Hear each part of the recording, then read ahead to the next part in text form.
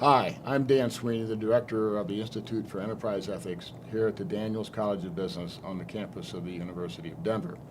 The Institute just finished hosting a breakfast for C-suite executives and independent directors on the topic of new responsibilities for senior executives and independent directors. That discussion was based on a book by Bob Vanarak, who led the discussion, and the book is Triple Crown Leadership: Building Excellent, Ethical, and Enduring Organizations. A video of Bob's presentation is available on our website, and you can view it at your leisure. Following Bob's introduction, I invited two of the participants to join me for this interview, where we'll talk about a couple of the important issues that came up during this conversation. With me here this morning are Kathy Cunningham. Kathy is an independent director and lead director. She works with the board of the Assist Group, of the Chileno Bay LLC organization, and Q Advisors. Kathy is also the former president of the Colorado chapter of the National Association of Corporate Directors. Welcome, Kathy. We're glad to have you with us. We also have Joe Mello with us. Joe is the COO Emeritus of DaVita Corporation, a leading provider of dialysis services in the United States. DaVita operates over 1,800 dialysis centers, serves over 120,000 patients in 43 states. DaVita has been recognized for 7 years as one of Fortune magazine's most admired companies in the country. Joe, welcome. Glad to have you with us too. Good to be here. So we had a great conversation this morning, a number of interesting comments on a variety of topics, and all of them are in the category of items that are sometimes called soft items. Soft items of governance and running a business.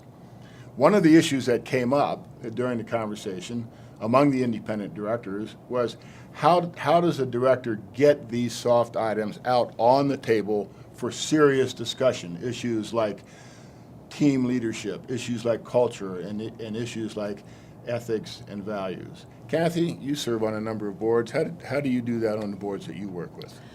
Well, you have to work very hard with the CEO to get the right kind of participation and response and get the involvement of the lower levels of management and their interaction with the board. And we had an example this morning from one of the other participants where he worked for 11 years to get the board's involvement in HR issues and so forth, some of the soft issues around ethics and responsibility and the real culture of the board. I think when you have the opportunity as a lead director, that gives you a chance to structure the agenda and to structure the participation and who the participants are. And that gives you an opportunity to make sure that those kinds of soft issues are involved in the agenda of the board meeting, rather than just the standard show and tell and reporting and so forth, which you can get out of information provided in advance. An operating officer working with the board, how did you deal with the interaction between the organization and the board on these, quote, soft issues? Yeah, the most important thing was to get them to talk about them in the board meeting. And so we needed, as management, to take some leadership in making sure that happened. So we would do some very specific things, like we would have a 360 review done of all the senior executives, and part of that was our core values as part of the criteria with which we were evaluated at in our 360, and of course that conversation had to happen at the board level. Second is we required our board members to actually go out into our dialysis centers and see what happens. We actually required the board, each member, to spend 2 days in a dialysis center or in one of our corporate offices every year. As a result, they got to see whether the values were in action every day or not. Terrific. Great. Joe, as you'll recall, one of the conversations that occurred during the dialogue this morning had to do with Bob's contention that leadership is not a solo act. Leadership is a group effort. And from some of your comments during the discussion, I understand that DaVita was pretty successful at instituting that kind of a leadership program. Can you say more about that? Sure. We had some good fortune around that. And the challenge we had from a leadership standpoint is the fact that we were in 1,800 locations. So it's not that easy to necessarily get the same message out in a consistent way from the senior leadership. So we had to figure out a way to break through that. The most effective thing that we did is, and we had a saying for this at DaVita, that a community produces most what it honors most. And so when you talk about producing that and honoring it, when we would get our leadership team together, our vice presidents and senior group, instead of rewarding the business successes that we had, profitability and growth, we paid those folks well, we gave them good bonuses, we gave them promotions. We would actually honor those individuals who best exemplified and acted along our core values. And so we would give out awards for the core value of continuous improvement or for accountability. And by honoring that in those group settings, it served to produce more of those behaviors on an ongoing basis. Terrific. Kathy, another topic that came up on the basis of Bob's thesis about stewardship, executives and directors being stewards of their organizations. You've served on boards, I've served on boards. I'd like to ask you what your view is on how many directors really consider themselves to be stewards of the organizations on whose boards they sit. Well, I've served on 3 public company boards as well as about 5 or 6 private company boards, and I've been fortunate that in almost every case, I think the directors are extremely involved and passionate about what the companies do.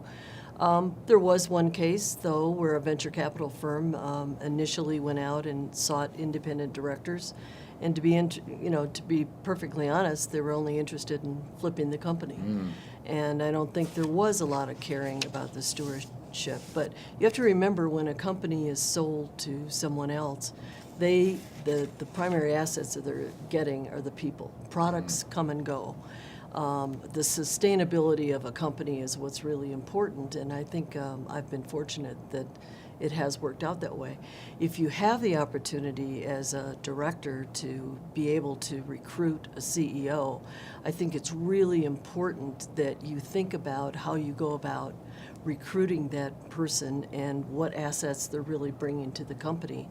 Not just the intellectual experience of performing as a CEO, but what kind of a human being are they? How do they manage? How do they interact with their people? And you really have to spend some time and effort to figure that out.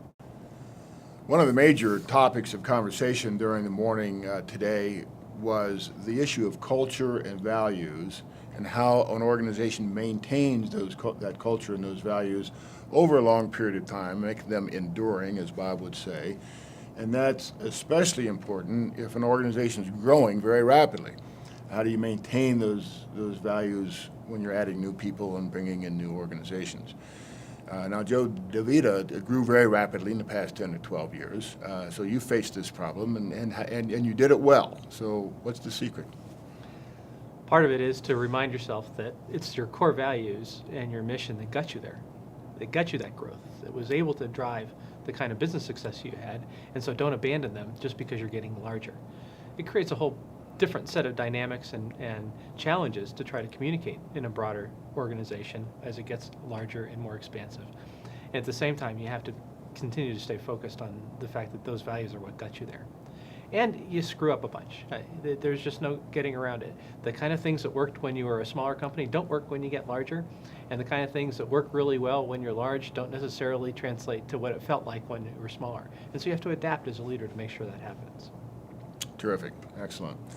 The last point I want to bring up is a bit of a hybrid point, but it's related to the issue of reinforcing culture and reinforcing values throughout an organization, especially as an organization gets larger and more spread around geographically.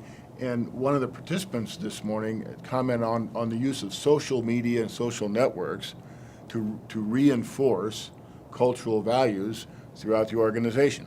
And I think that was a unique conversation that I don't think I hadn't heard about it before. Kathy, I know that the National Association of Corporate Directors recently held a meeting on this issue of governance and social networking and that sort of thing. So could you comment on this item? Sure, it's really an opportunity.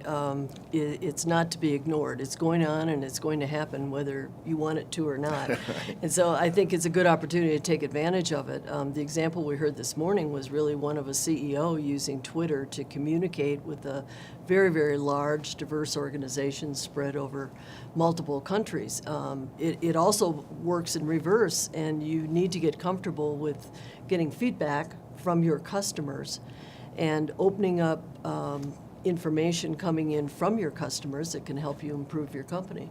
So I think it's a great way to communicate with the employees and stay in touch. But Nordstrom is a great example of what they've been doing it all along before Twitter, writing a thank you note after you make a minor purchase, coming out from behind the counter to hand you your package and so forth. So it's just a step beyond that, and I think we as executives and directors, rather than fearing what our customers might say about our performance and so forth, it's a great way to get information on your market and who's buying your products and what they think of them and so forth. So I think the directors can help in leading the company into using social media for information.